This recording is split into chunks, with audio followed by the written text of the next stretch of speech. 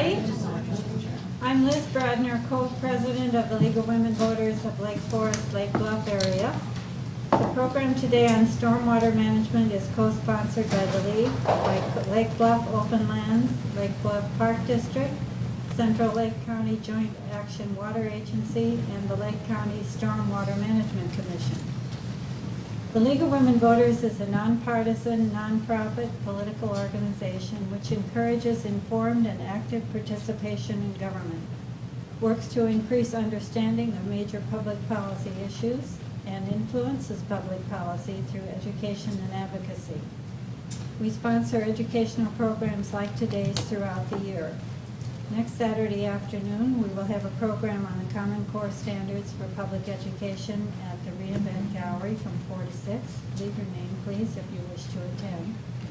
In 2 weeks, we will have a candidate forum debate at Dickinson Hall at 1 in the afternoon. It's a Sunday, presenting state representative candidates, hopefully both, and both confirmed, but hopefully both, and county candidates for treasurer, sheriff, county clerk, and regional superintendent of schools.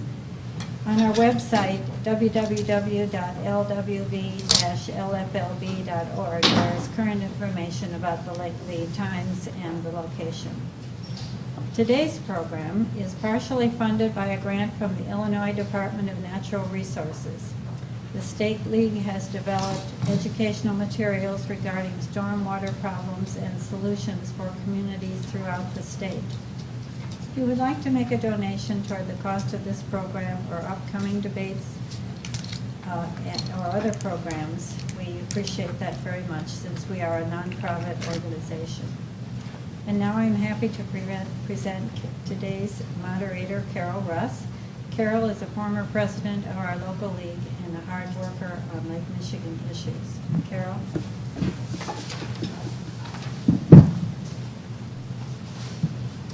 Well, thank you very much, Liz, and thanks to all of you for coming today. We do have 4 speakers today, all up front with me. Larry McCotter of Lake Bluff Open Lands, Sandy Hart, who's our county board rep and also on the Stormwater Management Commission. To my right is Krista Grimm of the League of Women Voters, and Krista is really the #1 person responsible for bringing this program on the road through a grant that she is administering, and this presentation is being made to coastal communities. And on her right is Miss Melissa Olenek, who is our hostess here today at JAWA, CLC-JAWA, which is the Central Lake County Joint Action Water Agency, which we also call JAWA. A funny word to say in here, but an easy acronym. Also present with us is Ron Salsky of the Lake Bluff Park District, another sponsor, and Ron says he is very grateful for your interest in healthy water and keeping our beach healthy. So I would like to introduce each speaker in turn. They all have something different to share with us, and our first speaker is Krista Grimm, and excuse me while I look at my iPhone. My printer was not cooperating today, so it was printing every other line, which would have made a pretty funny introduction for Krista. Krista is the Water Resources Specialist for the League of Women Voters of Illinois. She's been working on water issues hard for 7 years. Her undergraduate degree is from Northwestern University, and she has a Master's of Urban Planning and Policy from U of I in Chicago. She is also an Illinois delegate to the Lake Michigan League of Women Voters, which has representation from the 4 states contiguous to Lake Michigan. So it's a joint action group from many local leagues of women voters that's formed a consortium specifically to address these kinds of issues. So our keynote speaker, Krista Grimm, will be first. Thank you.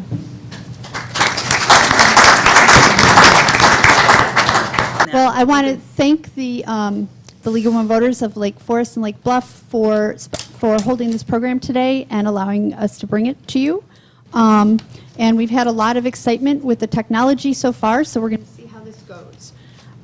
Okay, so as Carol said, the program, we've been working for nearly a year on this educational program, and it has been sponsored in part by the Illinois Coastal Management Program.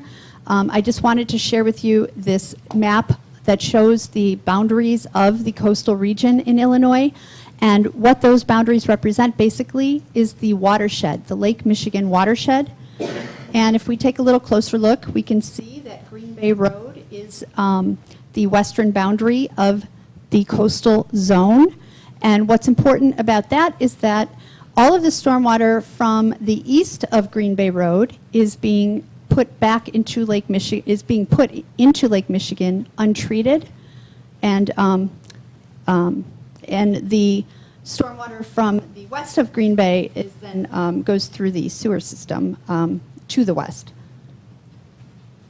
So we have a problem, and that is that in our changing climate, the prediction for the Midwest is that we are going to be having increased number of more intense and frequent rainstorms, alternating with with periods of drought. And unfortunately, both of these situations, extremes of weather, lead to increased flooding. So what happens to rain? Well, in a natural area without any development, about 50% of the rainwater is absorbed by the ground. A lot of the water, about 40% on average, evaporates pretty much immediately, and then 10% becomes runoff and travels over the ground.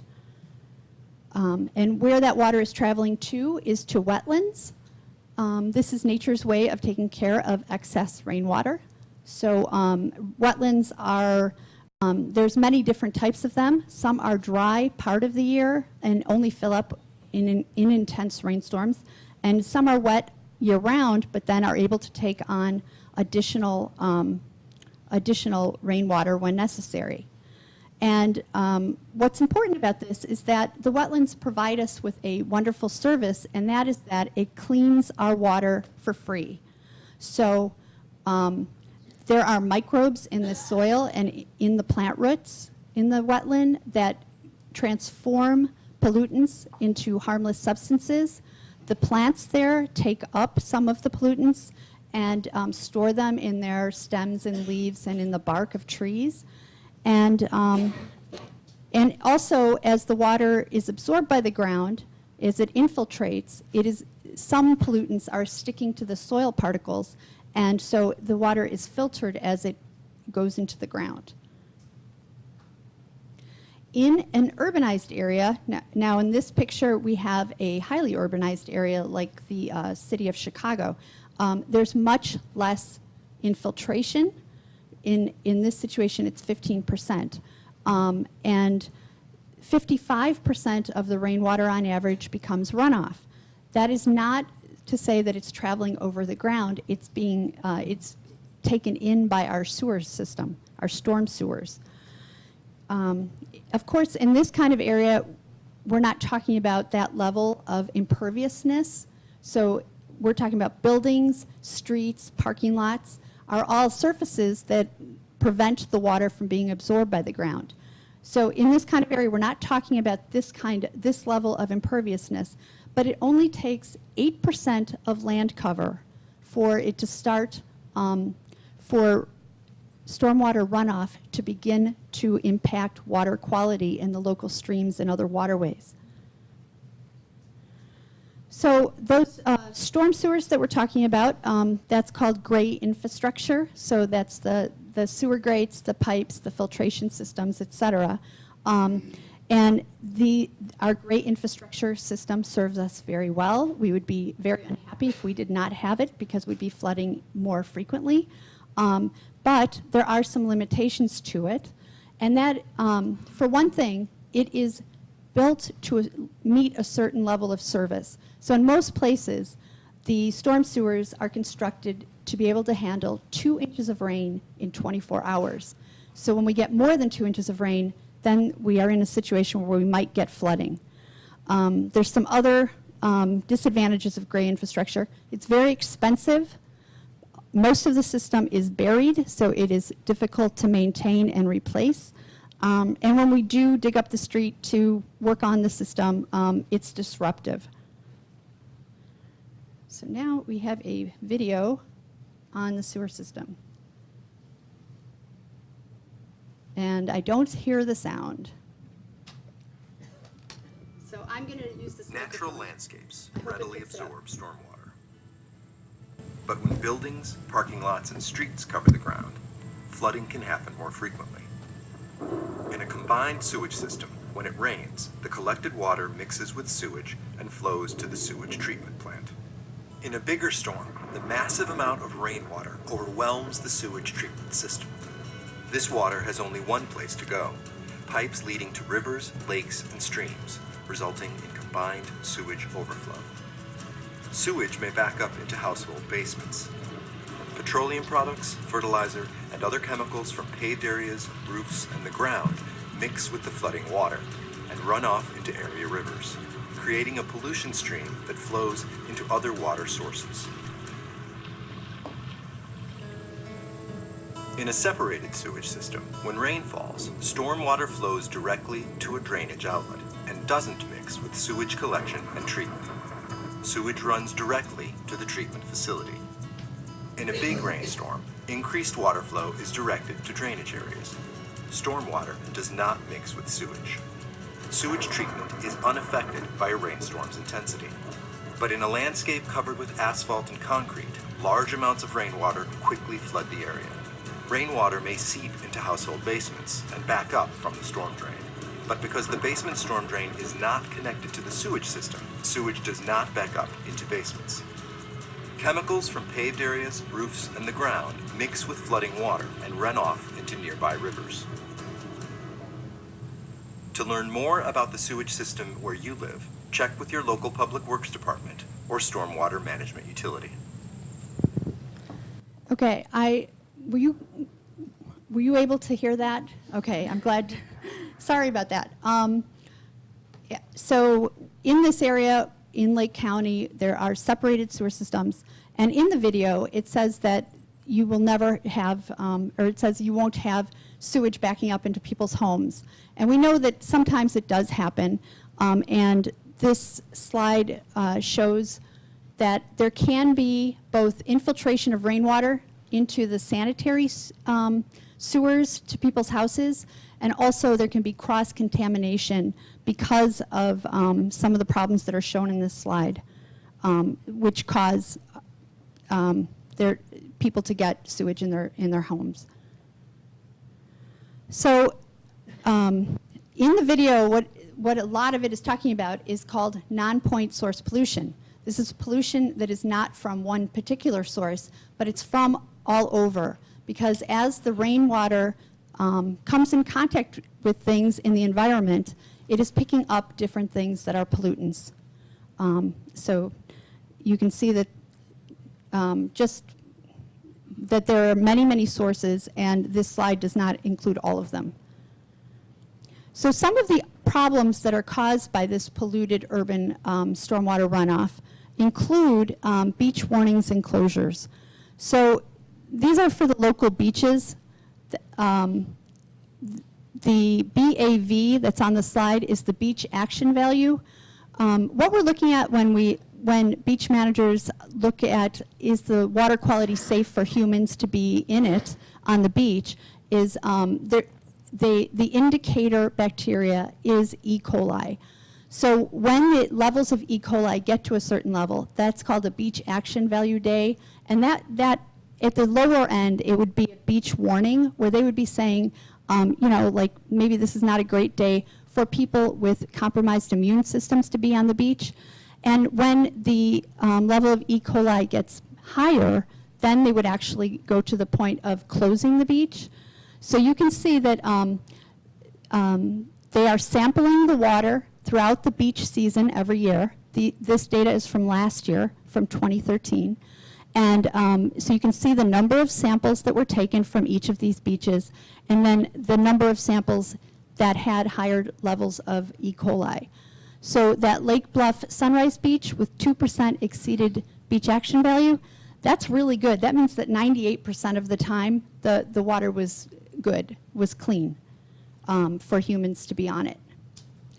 Another problem caused by stormwater runoff is erosion, which is, of course, a natural process. But when we do not have quality environments, what happens is that the water moves through the area faster than it otherwise would, and it picks up more soil and erodes the area faster than it otherwise would. So here, this is an example from right here in Lake Bluff on a ravine where there was a restoration project. And on the left, you can see it before restoration, that there's no plants there. The water moved through quickly. What happens is the water then becomes muddy, cloudy and muddy, and that gets deposited into Lake Michigan or other waterways that are in the area.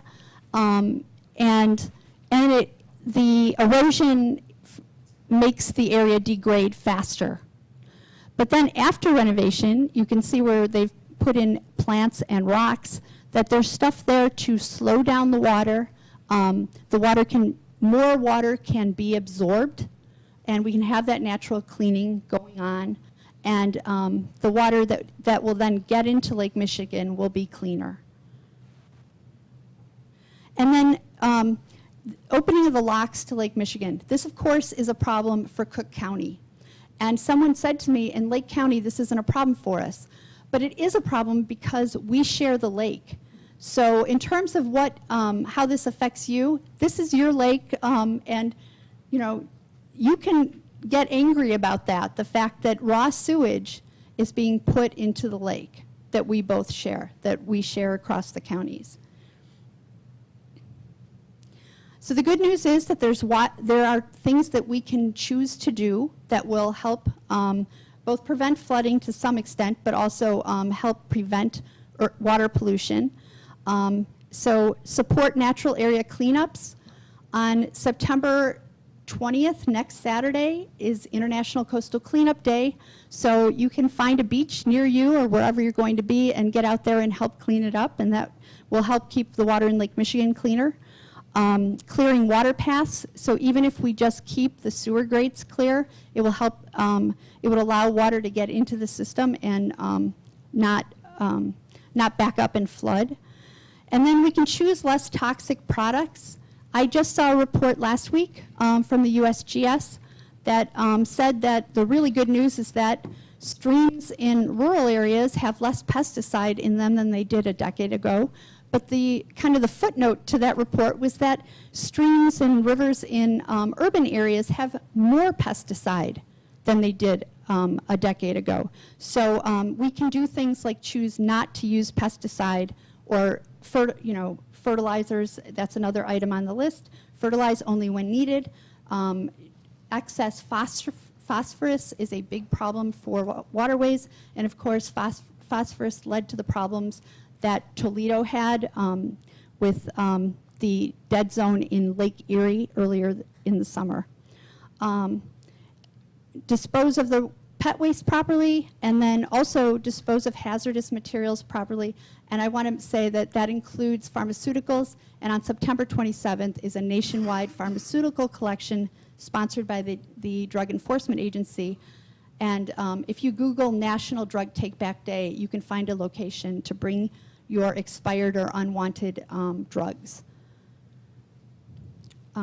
So in addition to those behaviors that we can do to help prevent water pollution, there's also green infrastructure solutions that we can use to help prevent water pollution and flooding, actually.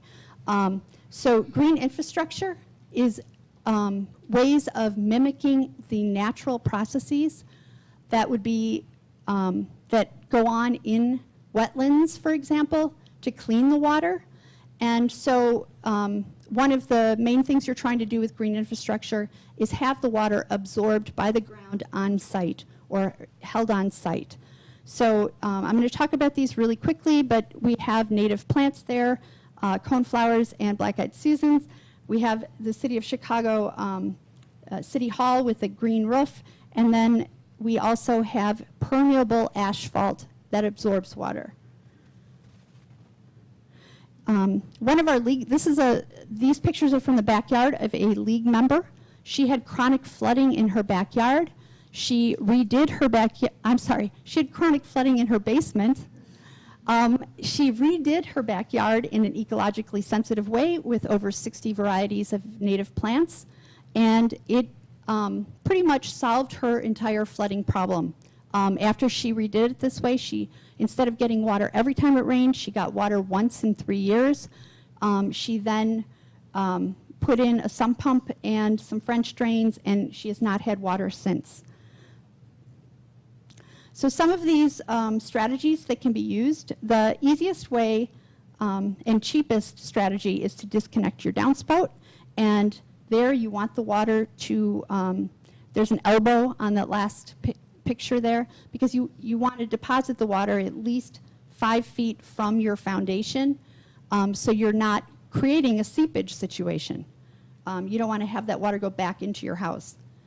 You can harvest that water and use it elsewhere in your yard by collecting it as it comes off the roof.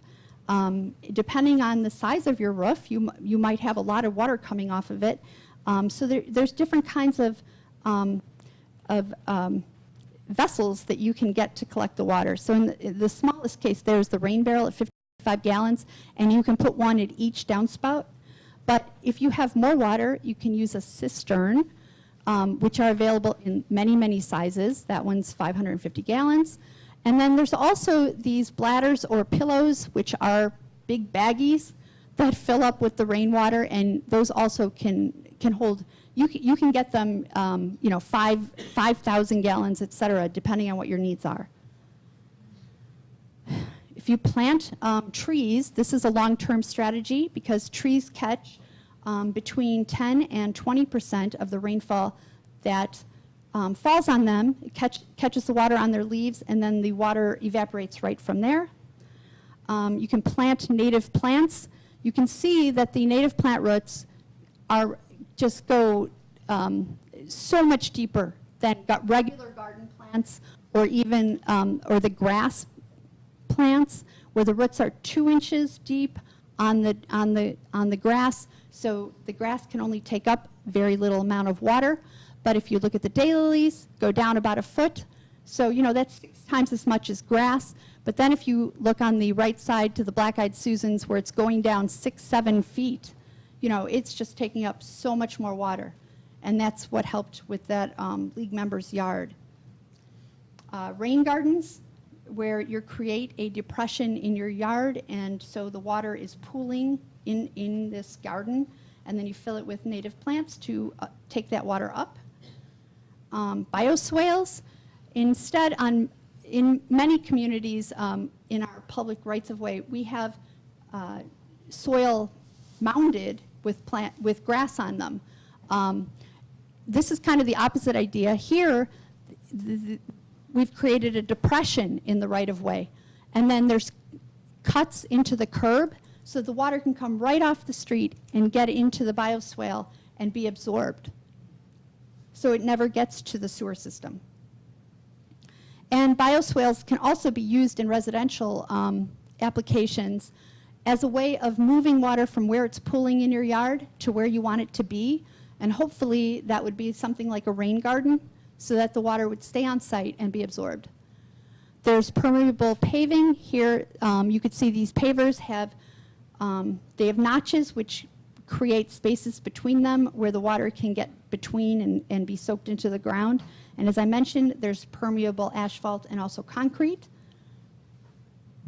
And we can use our roofs for stormwater management as well. There's green roofs where you're planting plants on the roof itself. Blue roof, which it's a cheaper method than green roofs. Cheaper to implement. In this case, these trays are going to collect the water, prevent it from going down the downspout at all, and then the water will be able to evaporate off the roof. And of course, if there's rainfall exceeds the capacity of those trays, they're just going to overflow, and it's going to go down the downspout like it would anyway. And then if you have an appropriate roof, you can put a rooftop garden on it, as you see in the last picture there. Community and regional measures. I hope we're going to be hearing about some of those things. We're in this building where they've done a tremendous job here using green infrastructure right here on this site. And so these are the kinds of things where governments can use green infrastructure techniques. This picture is from Hinsdale, Illinois, where there was a community that had chronic flooding. The village did an engineering study, and using traditional gray infrastructure, the bid came in at $24.4 million to fix it, to fix the flooding problem. The village board said, you know, that's more than we want to spend on this. So the next year, they did a second engineering study where they looked at doing green infrastructure, and it came in at $15 million. So a very significant cost savings from using green infrastructure. And this is a bioswale that they've put into the parkway. The locations of the bioswales were determined by studying the hydrology in the neighborhood.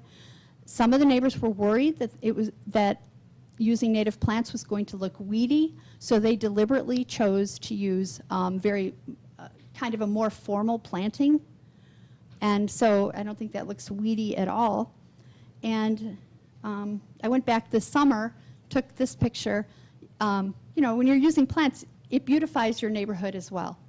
So that's an extra advantage. As part of our project, we have put together a number of educational materials.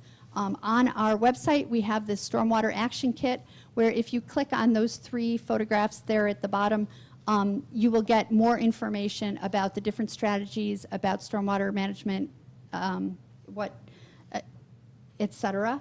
We've also put books and materials into the local libraries. As far as financing green infrastructure, I just put this up to show that there is federal and state funding available for green infrastructure projects, available to both individual homeowners as well as communities. All of these sources of funding are competitive. There's more demand than there are dollars, and so I just want to make sure that, you know, I'm not that everyone's aware of that. And that concludes my part of the program. Thank you.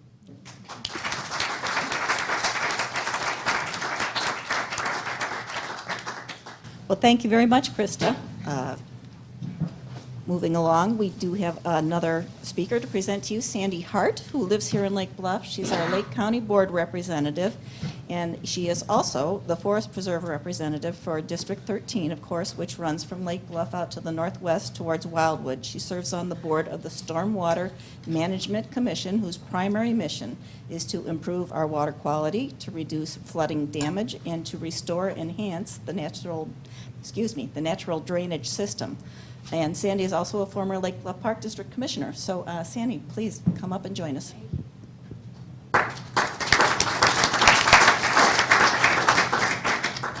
And I'm not expecting a call. I'm just going to keep track of my time so I don't go over. So we're thinking about 10 minutes.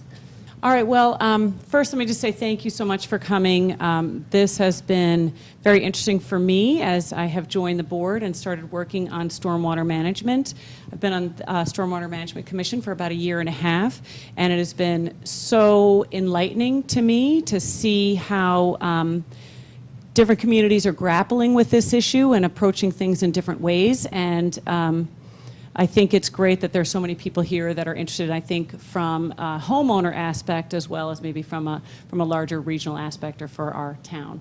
So let me just move on. So as Carol so eloquently said, our mission is to improve water quality, reduce flood damage, and restore and enhance the natural drainage system.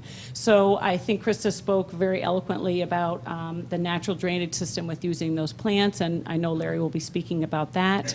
And also improving the water quality. We have many impaired water systems here in Lake County, so whether that's rivers or streams and even some parts of Lake Michigan. And so we work with other jurisdictions to improve those water systems. We do that by coordinating with them. We provide technical services, so we have many members of our staff who are have incredible experience and knowledge around these, and so they go into different municipalities and work directly with them to help alleviate whether it's homeowner flooding issues or more serious concerns that if it's not just one smaller homeowner but perhaps an entire neighborhood. I know we experienced that here in Lake Bluff along Campbell Court and also further north along 41 in the Strawberry condominiums. I don't know if you guys are familiar with that area, but they had terrible, terrible flooding not that long ago. And then also provide public education, sort of like an event you might like this one, and then facilitating community input. So when a project does begin, We hold sessions, rooms like this that say, hey, this is what we're thinking. What concerns do you have about this? What thoughts do you have? Just so that there are no surprises for the community. So some of our program areas is around planning. So people will come to Stormwater Management Commission and say, wow, I've got this issue, this recent flooding, or we have this new development coming in. What do we need to be thinking about in terms of mitigating floodwater damage? So we will work with those stakeholders. We have intergovernmental agreements and contracts for our time. But a lot of it we realize is for the benefits of all. So and we also get grants for that work, federal and state grants. So it really works out well, I think, for everybody involved. And then the engineering and implementation. So what is that going to look like? How long is it going to take? Who else needs to be involved? What about all the permitting that needs to take place? So we work on that. And then the regulatory issues. So certainly as our climate changes or as people become more educated about what's needed, those ordinances that people need to follow will change. So for example, we have a development in Lake County that was initially supposed to begin, I want to say, it was like 2006. So when the economy was not in the greatest position, the developer decided to hold off on that project. But they had to sign off that they would adhere to these regulations. So now that they are thinking about pursuing that development, some of those regulations have changed. So they now have to follow these new regulations. So it's making sure that everybody is aware of what is required of them when they are working in Lake County. So just real quick, like, why does this matter? Well, Lake County, in particular in the state of Illinois, we are very rich in our water resources. So we've got, almost 1,900 miles of rivers and streams. We've got these fabulous lakes that are really spectacular as you move west and north. We're so fortunate. Our wetlands, and of course, the shoreline for Lake Michigan. So this is really critical that homeowners, business owners, developers, everybody works together to ensure that we are protecting these waterways. And we're also rich in our natural resources. In Lake County, we have more threatened and endangered species than any other county in the state of Illinois. And a lot of those threatened and endangered species are existing along those coastal sand dunes. And I'm sorry, that picture could be a little better, but that's Illinois Beach State Park, thank you. And a lot of them will live in those sand dunes there. So based upon where we're located, that's really why we have all of those threatened and endangered species. So it's even more important for us to be aware. And let me see, and our next slide has all the different watersheds.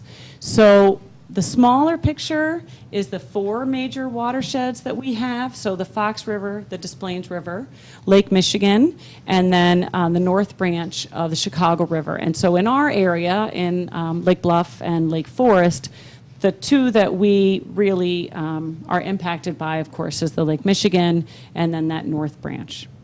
And so that's just a smaller, here's the smaller picture of the North Branch there.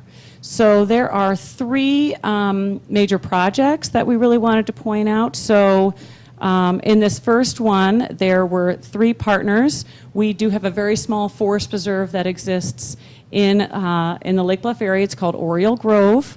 And we worked with the Youth Conservation Corps, the Village of Lake Bluff, and Lake Bluff Open Lands to remove invasive species from that. And why does that matter in terms of stormwater management? Well, it matters because, as Krista showed in that slide, with the depth of that root system, it's important to have that space to control stormwater for people who live downstream. And then at Deer Path Golf Course, we got grants for federal and state dollars for bank stabilization there. And then the Dalitch Pond, I hope I'm pronouncing that correctly, we had a very large restoration project. So that's pulling invasive species, improving the banks and really that whole waterway system, and then doing a massive planting effort. And if anybody wants to talk to me afterwards, we have many, many volunteer opportunities available. So if you're interested at all in that, I would love to talk to you about it. Oops. Okay, and then just real quick, we have, again, I said there's many water quality impairments throughout Lake County, and here's just some of them in that north branch. And what are some of those things? That's the phosphorus, low dissolved oxygen, a lot of chloride, and high sediment. So it's very difficult for plants and animals to exist when these issues are there. The good thing as far as phosphorus is concerned is that when you go to the store and you want to buy fertilizer for your lawn, many times you'll see that there's a 0 where the phosphorus would normally go. So companies have really understood that we can't be adding all this phosphorus into, onto our lawns. So that's a real plus. So just real quick, so some issues, some pictures of some flood damage. So we've got flash flooding, which I think we're all unfortunately familiar with, as well as the sanitary sewer backups, and then how they overflow, and then this erosion. So we tend to see some of that erosion that occurs really in our ravines here in Lake Bluff or in other areas where you see tons of silt going into Lake Michigan, and that is a huge problem. And I know Lake Bluff did a wonderful job working on that ravine restoration. This is just a picture of our Lake Michigan watershed here in Lake County, and there are several sub-watersheds that pull off of that. But we have stormwater issues in the Lake Michigan watershed, like I said. So there's the ravine, stream, and bluff erosion. There's the stormwater pollution that does go right into Lake Michigan. And then, of course, there's the flood damage. It was interesting to add those seagulls on there, because when we do have beach closings, a lot of people weren't aware, and I wasn't aware until I joined the park board, that sometimes we do close the beach because of all of the seagulls that are on the beach, and they do pollute our water. So it is surprising, but true. And of the ravine, stream, and bluff erosion, there's just a few pictures there. And I apologize, right there in that nice empty spot was supposed to be a picture of the, it's called a slump, is the technical term for it, but we do have a slump at Fort Sheridan that was very large. There was seepage, and maybe Larry, do you want to speak about that? Maybe later? No worries at all. So there was this slump at Fort Sheridan, and it is currently closed, and we did an emergency appropriation to repair that. But it's a very large concern. So again, I just touched on this, and I don't want to go over my time too much, but we talked a little bit about the watershed development ordinance. How do we ensure that homeowners and developers are taking care of our land? And so we have these kind of, when we work with them in the very beginning and then afterwards, just to double check, hey, everything that we had thought we needed to do did get done, and let's just make sure that it's working how we had anticipated it would. And then supporting that project implementation. These are just some of the things. So we do data collection and studies. We do this technical assistance. I'm just going to kind of blow through some of these slides. So when we're collecting that data, we're taking that inventory of the stream. How healthy is that system? What do we need to do in order to repair that? And really, we do that throughout Lake County. And then we take a look at it and say, okay, these are all the issues that we have right now. What are the things that are most pressing? And then how much are all of those things going to cost? So it's just like anybody when you're working on a major project. What are the things, what are the quick hits that we can do? Who can we partner with on this? How can we potentially get some grants here? And then let's just set it all out, put some dates behind it, and then go. So we really do have very many partnerships throughout Lake County and federal and state level. So these are just a couple, just this capital improvement project. It's Dead Dog Creek. I don't know if anybody's familiar with that, but unusually named, but up in Winthrop Harbor. So they did a lot of work on it. It's just amazing what goes in to these projects, but you'll see a little rain garden there. They did some bank work. They just add in a lot of stuff, take out those invasive species, really clean up that waterway. And then the next one is just, so that's pardon me, that last one is a very, very large project. It takes years to complete. But we also work on smaller projects. So just as I said, what are the quick hits? What are the big ones? So this one is this quote-unquote mini grant program. And SMC will partner and say, hey, you know what, if you guys work on this, then we're going to match your dollars. So this is what they did. And then we did receive an award. I believe that is a national award that we got for this project. So it has really been a wonderful thing for us to be recognized in the work we do, and we are lucky to have the staff that we have at Stormwater Management. They are very, very dedicated and open to working with anybody. I just real quick want to bring up the Strawberry Condos, which is at 41 and just south of 137. They had really horrific flooding, and so there's a homeowner there who worked really hard to get a lot of attention to her project. And so about 2 months ago we all met, and there was a state rep there.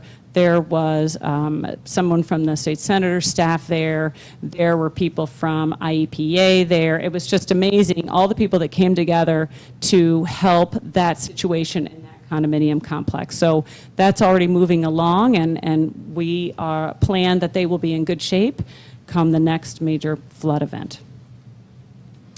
And again, partnerships, and I know Larry's going to talk about a little bit more about what homeowners can do. So thank you so much for your time.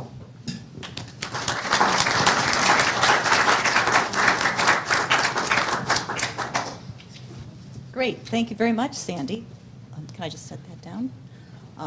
We have more speakers to come, and to give you a preview, we have Melissa Olenek.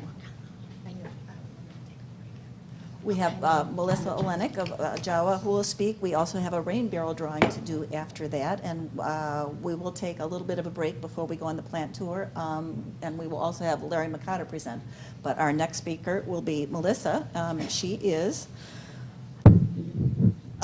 with JAWA, of course. She runs the laboratory here, and she's responsible for the water quality and the water plant optimization, and I cannot tell you how how totally enthusiastic she was about having you all here for a little bit of outreach and education. She does this all the time. She jumps at the chance to tell people what goes on here and the important work that gets done and how we can help. She has a master's degree in ethology from the University of Wisconsin, bachelor's in biology from Bradley. She's been here at JAWA for 2.5 years, and before that she worked at the Lake County Environmental Lab doing water quality testing. So thank you, and please come up.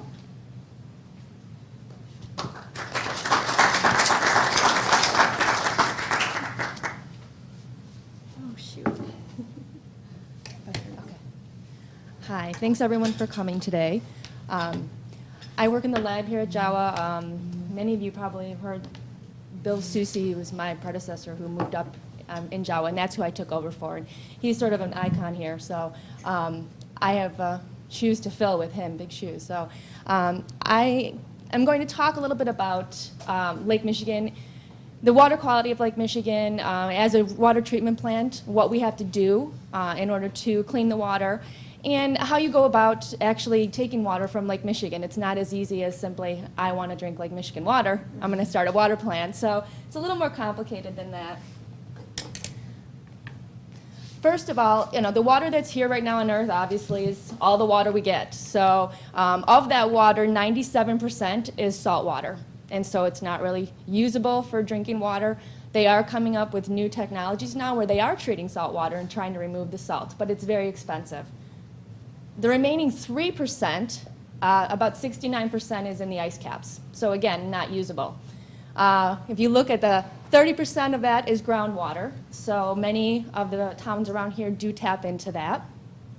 And the lakes make up, you can see the surface water is 0.3% of that 3%. That's what we got to work with.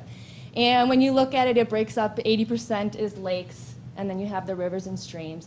The wetlands are a little more brackish, so not as good for drinking water. So there's not a lot of fresh water here when you look at it. We're really dealing with a very minute quantity, but living in this area with the Great Lakes, we almost take it for granted. We have this huge freshwater pool that we get to tap into. And not a lot of areas around the United States have that. And they look at the Great Lakes and they sort of salivate and drool and say, gosh, if I could just get my hands on that. So here you can see the profile. Obviously the largest is Lake Superior. It's the deepest, the largest. It's draining into Lake Huron and Lake Michigan. Lake Michigan and Huron are at exactly the same elevation and are actually connected through a canal. So they're sort of the same connection point, but Lake Michigan is deeper. So it's a little bit bigger. And that obviously goes over the falls, or no, first it goes into Lake Erie, then over the falls, and then out to the ocean. Lake Erie, you can see, very shallow. It's not a very deep lake. It's small, it's shallow, and that's part of the reason why you heard about it in the news. Their problems with algae come from their depth. So when you have a very shallow lake like that, you have a lot of phosphorus coming into it. They have, a massive agricultural dumping into that lake. That causes that problem. We don't really have that issue with Lake Michigan. It's deep, it's cold. Right now it's 45 degrees, so it's really cold. What this shows you is this is how important the Great Lakes are to our area. We actually monitor, this is from a website, it's called a Great Lakes dashboard. And you can go in and you can type this in, and it shows you the water level that we can go back basically till 1918. I can take it back that far. This is showing you 10 years of the average water level. That red line right in the middle there at Lake Michigan, that's the average water level of Lake Michigan. So we always want to be hitting that red line. But if you look at the last 10 years, we've been pretty much below, and Lake Michigan's been kind of down. And we actually had, in 2011, when we had the drought, I believe it was, you can see we actually hit a record low. Those blues and those red dashes, that's showing you record lows and record highs. And we were in a pretty bad situation when that happened. I believe it was 2012. It shows up there. But then basically what happened is we had a wet October. Then we came into this major freeze. And the surface of the lake covered 90% coverage of ice. And although we were all very unhappy that it was so cold, the lakes loved it. Because when you cover a lake like Lake Michigan with all of that ice, there was no evaporation. So then the lake levels really started to rebound. And all the Great Lakes started to come up. Then we followed it with a super wet spring and a wet summer. And now you can see every lake has come up above average now. Lake Michigan is just above average. Those bars that you're seeing, that's what they're predicting in the next 6 months. That's what they think will happen. So it will start to go down just because of the weather. But hopefully, well, not hopefully, maybe we'll have another cold winter as they're predicting. We'll get some more ice cover and it'll come back up again. So why do we monitor the lakes? Well, this right here is why. This is what they consider one of the worst environmental disasters ever. It's the Aral Sea out in like the Soviet Union area. The first picture you see is, that is 1960s time. That's the Aral Sea. It was one of the 4 largest fresh lakes in the area. The picture on the other side, that's the Aral Sea in about 2000. That's what happened. Well, what happened? They diverted the inlets to the desert so they could start growing agriculture. They wanted to kind of boom the economy out there. So they thought that would be a great idea. They just basically stopped the flow into there. It took about 20 years for the lake to just dry up to about 4 small lakes. The entire ecology of that area has completely changed. Those are very brackish saltwater lakes now. Nothing can really thrive. The fish industry there, they had a big fishing industry. Everything just completely died. And it's been now about 15 years that they've been trying to recover this lake, and they can't get it back. It's just no going back. You can't, even with diverting water and trying to bring the lake back, it's just not that simple. So this is kind of what always sticks in the back of people's minds when they say, oh, like Las Vegas wants to tap into the Great Lakes. This is where people go. This is what they see, and they think, no, sorry. Because of this, the Great Lakes are protected with what we call a Great Lakes Compact. And basically, all the states that surround the Great Lakes all joined together, and they formed a compact, and they control who can tap into the lake. So if you want to go and you want to tap into the lake, you need to get the permission of every governor of every state, including Canada, to say, okay, you can do that. The one kind of big catch is what they're going to make you do is put all your water back into the lake, because they want to keep checks and balances, right? They don't want you to take the water out and send it down. And so everybody who's taking from the lake has to try to put that water back into the lake. And because of that, what you get is pretty much the border towns, because it's expensive to pump the water out and then to try to get it all the way back to the lake. So not a lot of towns want to do that. But with water shortages kind of where they are right now, it's becoming more popular. So Waukesha has been trying to do this. They want to get a pipeline out to them, but the problem is they can't get the water back that easily. So it becomes an issue. So what you're seeing in that gray area, that's the watershed. That's the land that's draining into Lake Michigan. So if you live in that area, you're contributing to Lake Michigan, or to the Great Lakes, sorry. What you can see from this picture is when you look at Illinois, there is no contribution. Kind of what Krista said, Green Bay Road is it. So if you're on the other side of Green Bay Road, you're doing your part. Everybody else is just taking the water, and we're sending it down to the Des Plaines and out to the Fox and basically out to the Mississippi. So all of that water's going away. Well, why then can Illinois take water from the Great Lakes? What they did, basically in the 1900s, you look at this first picture here, basically the city of Chicago was dumping all their sewer right into the lake. It was going into Lake Michigan. That's where their flow is. And the Great Lakes was not happy. They didn't want that. They didn't want all of that dirty waste. In the 1900s, it was not suitable to be put into a lake. So they asked them if they could basically revert the flow. So what they did was they built a sanitary sewer canal. And that sewer canal then takes all of the sewer from Chicago and trucks it right out to the Des Plaines River, and of course makes it somebody else's problem. And in order to do that, they needed what they consider, it's this magic number, 3,200 cubic feet per second in order to push that sewer down out of Chicago and into the Des Plaines River. And what that happened was that kind of ended up being this magic number. So in 1967, the U.S. Supreme Court granted Illinois the right to take that water from Lake Michigan and not return it. That's the portion that we all pull from.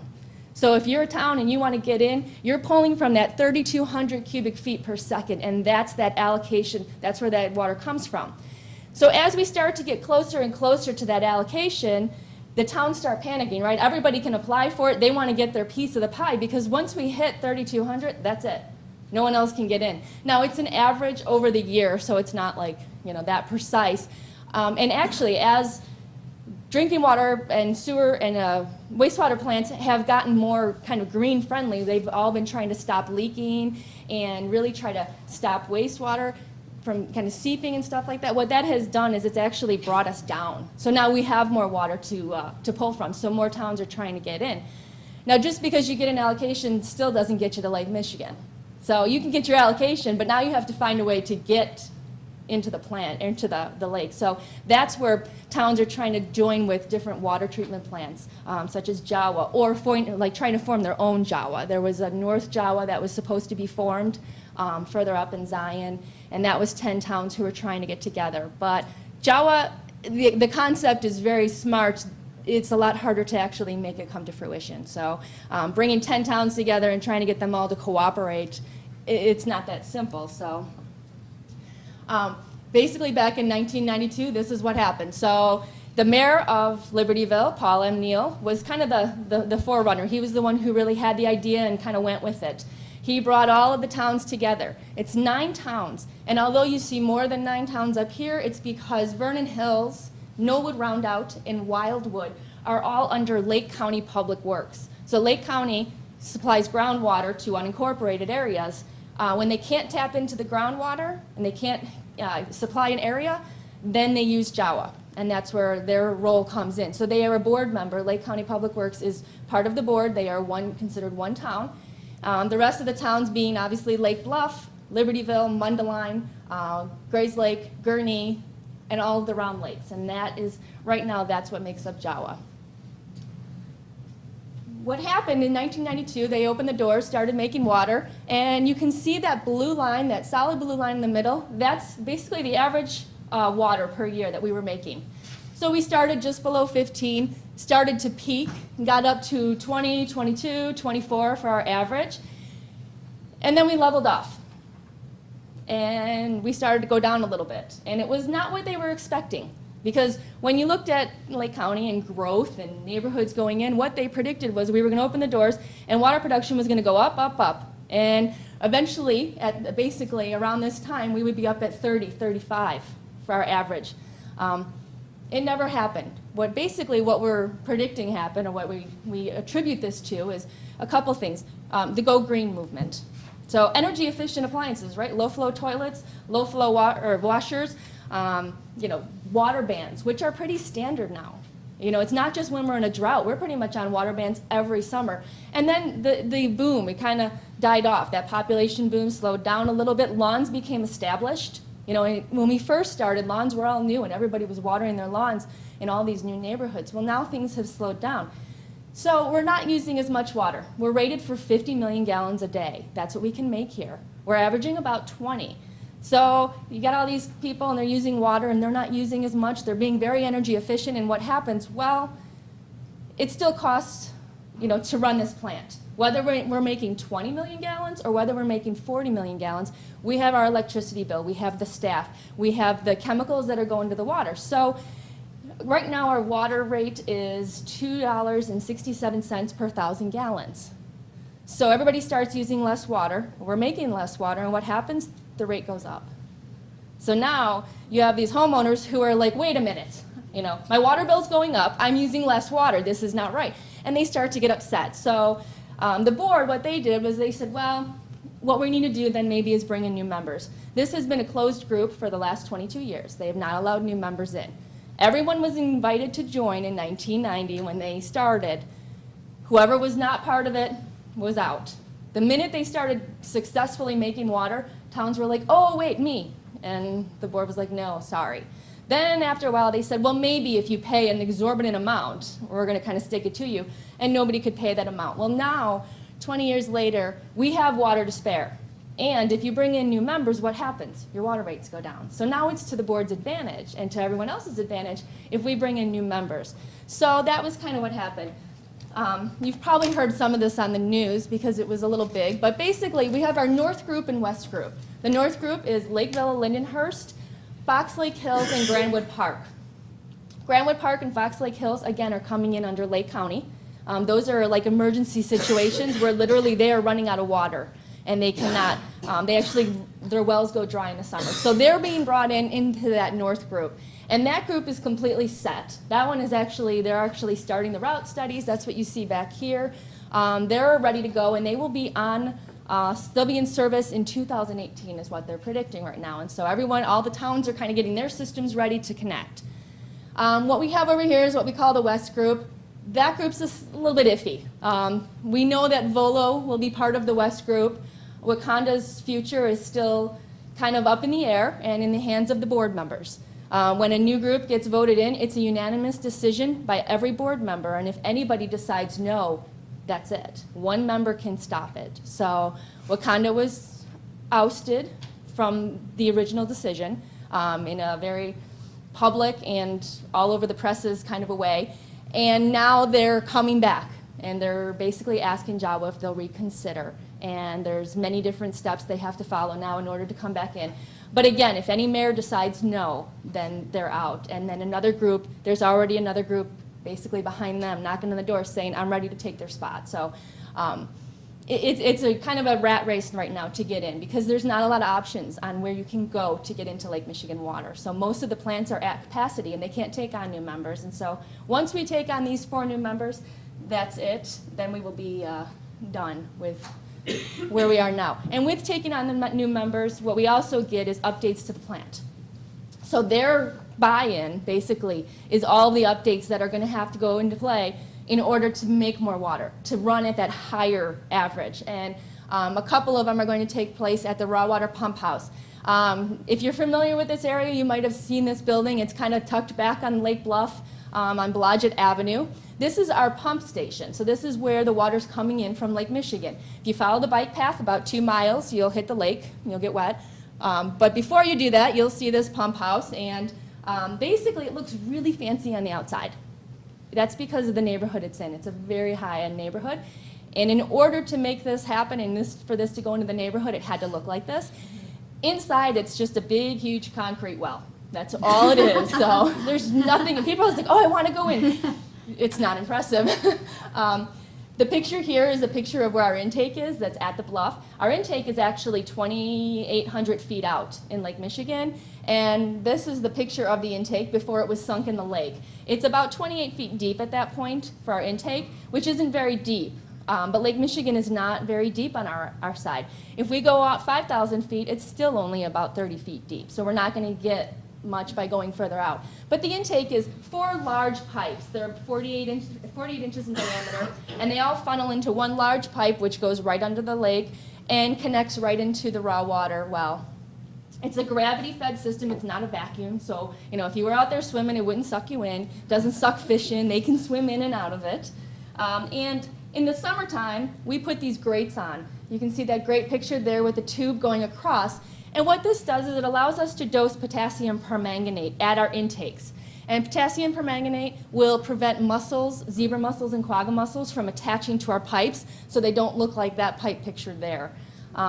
We dose from basically around April until October. It's weather dependent, so as soon as the water warms up, we're dosing with permanganate, and then once it cools to a certain degree, we'll stop the feed. And then at that point, we'll pull these grates off. If we leave them on during the winter, the grates would actually ice over and we'd be plugged up and we wouldn't have any water.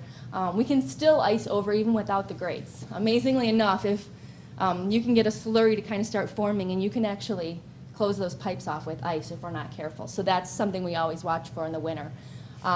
But these grates are what keep our pipes clean. And then when the grates go off, the divers actually swim in the pipes and they go through and they look at them and inspect them, and we get the video back. So this permanganate system is obviously 22 years old, as everything is in the plant. So it's ready for an update, and this will be replaced in October. So construction hopefully will start, and next season we'll have a new permanganate system. So we'll have this in play. We'll also at that point be cleaning out our raw well. That well is obviously, it's 22 years of water going in there. When you start to get sediment accumulating and building up in there, so we need to get that out. And we've got about 8 feet in corners in certain areas that we need to now suck out of there and pipe out and then truck it out, because obviously it can't go back in the lake. So those are some of the projects that are going to be happening soon. Obviously, the water's coming down the pipeline. It's coming to this facility. The facility was named after the mayor of Libertyville. The plant is rated for 50 million gallons, like I had said, but we don't ever operate at that level. So we're usually 20 is kind of our average. In a peak, like 4th of July weekend is always our peak. Everybody's using water then. We can get up to 38. We can be doing about 38. But in the wintertime, we can be at 15. So it's really variable, and the operators kind of know when things are going to pick up. It's very seasonal. This is the water treatment plant kind of in layout form. We use ozone here in order to treat for that musty lake odor. That's what really knocks that out, so you're never drinking the water going, wow, it smells a little fishy. We have a rapid mixer that helps us settle out in flocculation, settle out the solids. And then we have a filtration where we send it through to get the rest of the dirt out. But then we also have UV, ultraviolet radiation, and that really kind of takes care of all the bacteria and inactivates all the bacteria in the water. Having ozone and UV are what make us a state-of-the-art water treatment plant. Very few. There's about 3, I think, in the country, or in the world, that actually have those two together. So it's not what you would normally see. So when people come to this plant, they're usually shocked that we have such a great facility here. And because we have this great facility, we can make really clean water. When you look at Lake Michigan, I know we were just talking about how the quality of Lake Michigan, but from a drinking water standpoint, we don't have to do much to treat the water. There's only 2 things we need to remove. One is dirt or turbidity, and the other is bacteria. That's all we need to take out of the water. So everything else that's in the water, that's in the lake that we test for, it's not in high enough levels to really be an issue for us. It's just dirt and poop, basically. That's what we're trying to get rid of here. So we do test, though, for over 300 different contaminants here. And this is a list. The dark blue on top is what's regulated by the state. That's all that they require us to test. Not all, but that's all that we detect that they require us to test. They actually only require about 100 different contaminants that we need to test for. We test for over 300. We feel more information is better, And we give all this information. We don't hold it, we don't keep it from anybody. We publish it on our website. We let everyone know exactly what we're detecting in the lake. Some of the things that come up that people are curious about or get a little upset about is, progesterone. So we have progesterone. We've been detecting hormones in the lake for over 10 years. But when you think about it, they're in very low levels. So we're seeing it in actually nanograms, which is even less than micrograms. So if you look at these two things and you look at 1 microgram per liter is considered 1 ppm. And most of us have probably heard that term. People always talk in ppm, parts per million. Parts per million is 1 second in 11.5 days. That's how small 1 part per million is. And we're looking at progesterone at nanograms per million, which in parts per million, that is 0.000002. That's the amount that we're detecting in the lake. Our tests are really good. They could detect to super low levels. So when we publish this, a lot of times people are like, oh my gosh, there's hormones in the water. But you have to look at the units and what we're actually detecting in the amount. Because the tests are so amazing now that, yes, we do get hits on these. We also detect, every year we get cotinine. It's a derivative of nicotine, so if you smoke, when you go to the bathroom, you put cotinine into the water. It's always there. We always detect it. Sometimes things kind of come up and go away. Last year we had ibuprofen was detected. This year it was not. Again, it's always right on that border. We're barely detecting it, so sometimes they pop up and sometimes they go away. But for the most part, Lake Michigan is very clean when you look at it. What we're seeing here, the hits that we get are things that really have been there for 10 years, and the thought process is nothing's removing them. Wastewater treatment is not going to remove them. Drinking water treatment doesn't remove them. And so in order to get that out, you're going to have to do something else. It's just going to keep circulating around. So we do keep an eye on all this just because we feel it's important to know, and we let everyone else know exactly what we're seeing. When the harmful algal bloom happened in Lake Erie, obviously everybody in this side of the Great Lakes freaked out too, and every drinking water plant then literally in this whole West Shore sent their water samples in on exactly the same day at exactly the same time, and we had no microcystins. So we're all very active. When something happens, we want to know, we'll send it out and we'll get the testing, and we're always trying to monitor and make sure that the water's safe. With that, I will hand it over to you. I have a question. You know, the Waukegan Harbor just recently passed on the Yes. cleanup. Yeah. Does that affect you at all? Excuse me, the question is the Waukegan Harbor cleanup and how that affected the plant treatment here. It doesn't affect us because our intake is out from the harbor. So we're about 3,000 feet out. So we're not taking, where we're taking from, it's not really an issue. That was probably more, because the Waukegan water treatment plant is right there. And that would affect them, again though, because they're further out, it's not going to be as much of an issue. Most of their contaminants were contained in the sediment. So most of what they were doing was just trying to pull that sediment up and out and truck it out. So although you were probably stirring quite a bit of turbidity up, it really wasn't affecting the drinking water plants. We all do, because I think one of their big issues was, I thought it was mercury, did they have? But I think, yeah, and we test obviously for mercury and barium every year, and we don't get a very high detection. So it didn't go up or down with them. All right, so without further ado, our last speaker, Larry, and then we'll take a break before we do the plant tour. Thank you. Mercifully for you, I'm the victim of technical difficulty, so we'll have fewer slides and photographs than I had expected, and I'll just try to be extemporaneous about it. What we're starting with, this pretty well tells the picture, and Krista had a very similar slide, but I wanted to be clear that one detail was very evident. You're looking at a lineup of native plants. The depth of the roots go as deep as that looks like, I think, 14 feet. These are all sort of bedrock prairie plants that we've got in the Skokie Preserve behind us, around the pond, the JAWA pond in front. Anybody involved with stormwater management or erosion control knows this is what you have to plant, because not only the depth of the roots, but it's got fibrous roots. Now, we deal a lot at Lake Bluff Open Lands with our steep slopes, with ravines and bluffs. And we're always fighting this battle where we're saying we need fewer trees and more sunlight on the ground so that we have enough sun to support these herbaceous plants. And people say, but trees have these deep roots. Well, true, but they've also got tap roots. They're these thick, big things, and they go deep, and that's part of what we'll call soil structure. But an equally important, if not more important, component of soil structure in the way I see it is the fibrous roots that you'll get with these herbaceous plants. So instead of a giant taproot that looks like a forearm, you'll have all these tiny little ciliata and things that hang on to particles of soil on a molecular level. And that, when you think about it, erosion control consists of resisting water velocity and the impact of rainwater on the soil. Now, the herbaceous layer will give you a leaf cover, and that'll help protect soil molecules from falling rainwater. And then once you've got rushing water, and if you can come up with that photograph. No, okay. I have a photograph of a ravine in Lake Bluff, and we're presented, those of us who own property on ravines or bluffs, presented with the situation where our villages and cities are using the ravines as storm sewers, where other communities would put stormwater into a 36, 48-inch concrete pipe. We're dumping them into the ravines.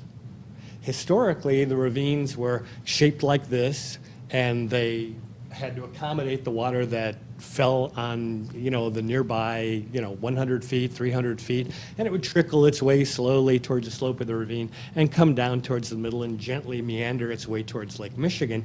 You didn't have huge velocities.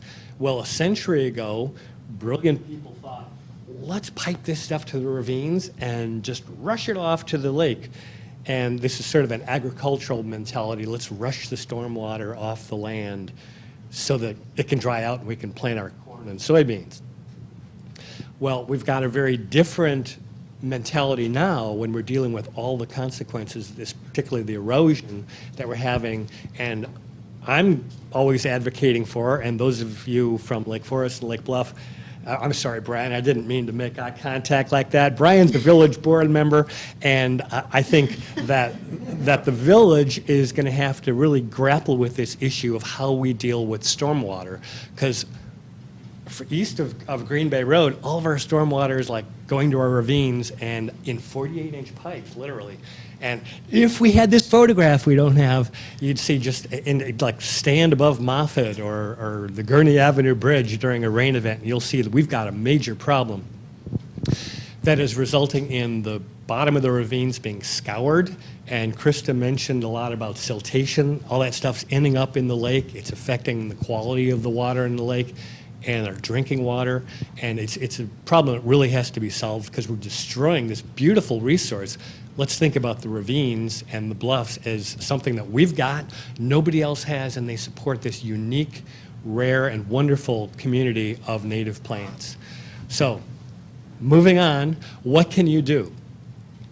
We talked about bioswales that can be on the side of roads where we have flooding issues, but on a more individual homeowner issue, I'd like to get everybody to think beyond turf grass, because when you think about it, turf grass requires water to stay alive in the middle of the summer. It requires fertilizer in the spring.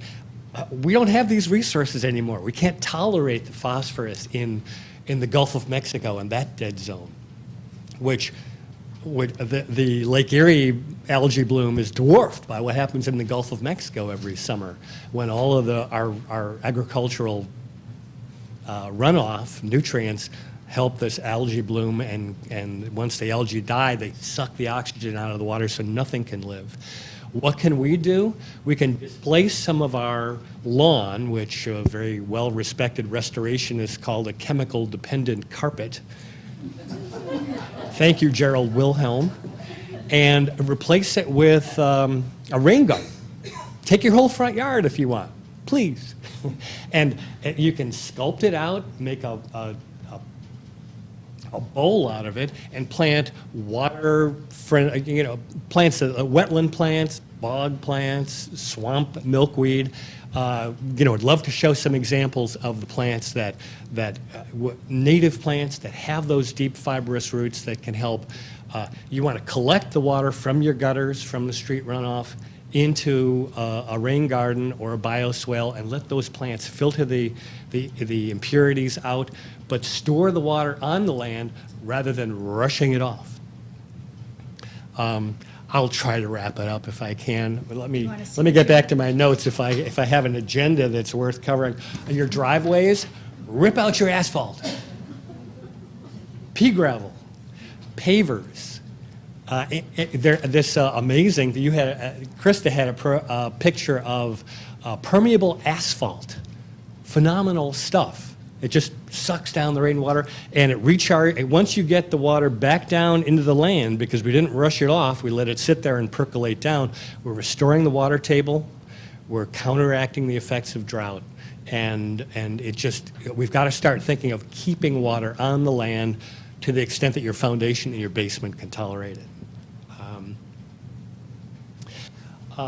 If you had a riverbank, if you had a detention pond, which most of us don't, certainly an issue farther out in Lake County, western Lake County, where you've got detention ponds for every development, wave action on the edges. I wanted to point out, this one on the left, that's Kentucky bluegrass. Look at the roots on that. Those are 4-inch roots.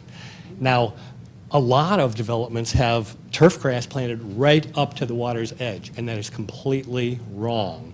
That's why you'll see a properly designed detention basin, like the one right out in front here, will have native plants for at least 6 feet. So the rainwater coming towards the pond will be filtered, the velocity will be reduced, and the depth of those fibrous roots are going to hang onto the soil, and you'll reduce erosion.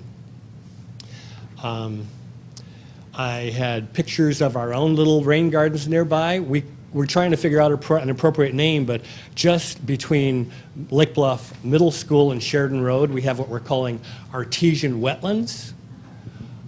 We could call it Catherine O'Hara Pond, because she sort of suggested it, but every year we had this big puddle there, and like Catherine and I thought, well, why don't we just, make lemonade out of these lemons? We put a bunch of really cool plants in there. Don't have a photograph, but you can drive by. We've got Rockland Wetlands, which is up at the corner, which is just flourishing right now with native plants, and that's in about its 10th year of restoration. It keeps getting better every year as more plants mature and bloom. Check that out.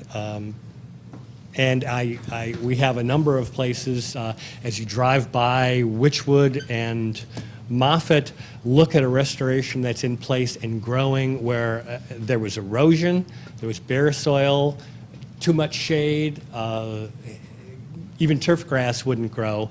It's now thriving native prairie on the upland, a reconstructed slope on the way down where previously it had just been fill, nothing would grow, and that's where the rock reinforcement on the northern bank of that ravine, if you went by in the summer of 2011 and thought, what are they doing there? And then that project also occurred in Ravine Park. That's the state of the art about how to prevent scouring of the ravine side and slow down the velocity of the water and reduce erosion and siltation in the lake. I'll cut it short there, but there are many ideas about what to do on your property, erosion control, and I appreciate your attention.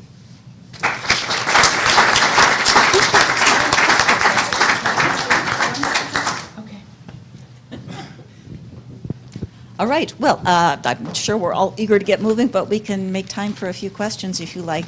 We have to use the microphones. Yeah, just a sec, and I will call on you first, Russ. We have to use the microphones because the reason we have them is for the TV filming. They are not amplifying to the room, but if you have a question to ask, I want to bring you the cordless microphone. Larry mentioned the 48-inch pipes that the villages have going into the ravines. I live on a ravine, and there is a 48-inch pipe that drains Market Square into the village of Lake Bluff. And I wanted to ask Sandy what the regulations are about that. It's clearly not the right watershed, and I'm suffering tremendous erosion.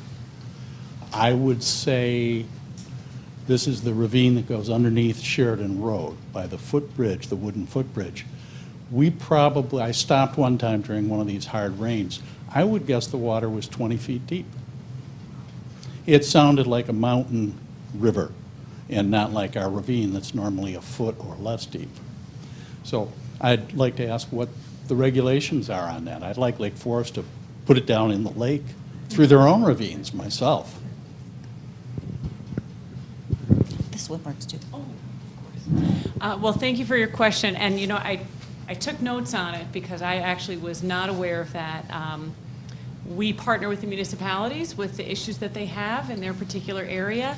That has not come before SMC, so I can reach out to one or both of those municipalities and see if I can understand what's happening and what we can do about it, if anything. That could be more of an intergovernmental agreement, but I'll follow up for sure. Okay, thank Okay, you. Another question? Thank you, Karen. I was just curious, in the spring, this is for JAWA, there was a big barge out in the lake just directly, to the east of the pump station, of the well, I guess you call it, I don't know, the house. And was that cleaning the grates, or what was that doing? It was there for days. In the spring, I believe that was when the divers go down. That's and, what I wondered Yeah, after you they're talked putting about the it. grates on, and they were inspecting it. What we were doing is we were checking for leaks in the permanganate system. Permanganate, if you've ever seen it, is purple and bright purple. So if it's leaking, you will get this purple plume in the water, and you'll know it. But if it's leaking small, a lot of times it'll diffuse. And they went down with video cameras, and we were running the system full throttle, and you could just see these leaks coming through right at the intake. So Thank you. that's why they're replacing it. Okay, thank you, Melissa. One more question? Thank you. Can I hand you the microphone? Thank you. Perhaps I missed this, but some of the publicity that we're getting now, just lately, is the individual homeowner and what they're throwing down their drains and flushing down their toilets, which really maybe would be a good idea not to do that, find another place for it. Thank you. Okay, did anyone want to comment on that?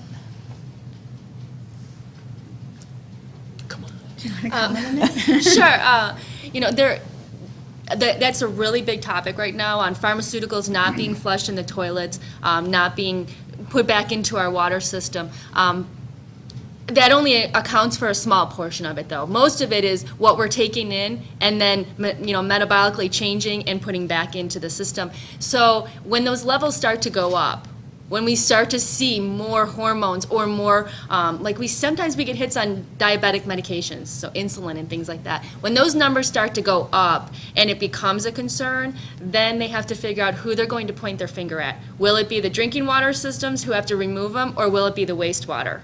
And that's kind of where we are right now. Is everyone, with phosphorus, this is also an issue.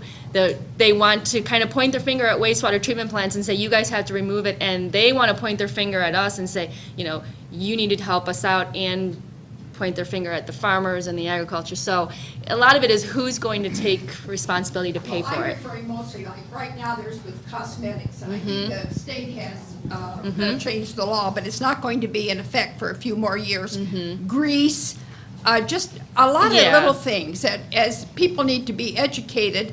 I don't know if you're going to put it in your garbage container or what you're going to do with it, but Triclosan was Thank a big one with that one too, is the hand sanitizers, things that were going into our system that we started to see problems with because the numbers started to go up. The reason that we were seeing problems with the antibacterials was in the wastewaters. And when they were trying to break down that waste and that biological waste, those antibacterials were actually preventing the breakdown. And that's why the big push now is to not use triclosan and to try to reduce what is going into the system. And now they're all coming up with new versions of it. So as soon as something becomes an issue, as soon as it hits the media, that's when everyone starts to take notice and things change. And the makeups, the cosmetics, that's another one where they're trying to tell you, not to put them back into the water system.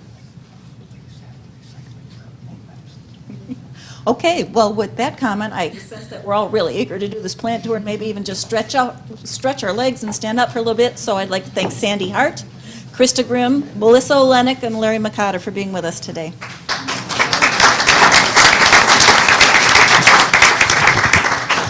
What year did you go to university?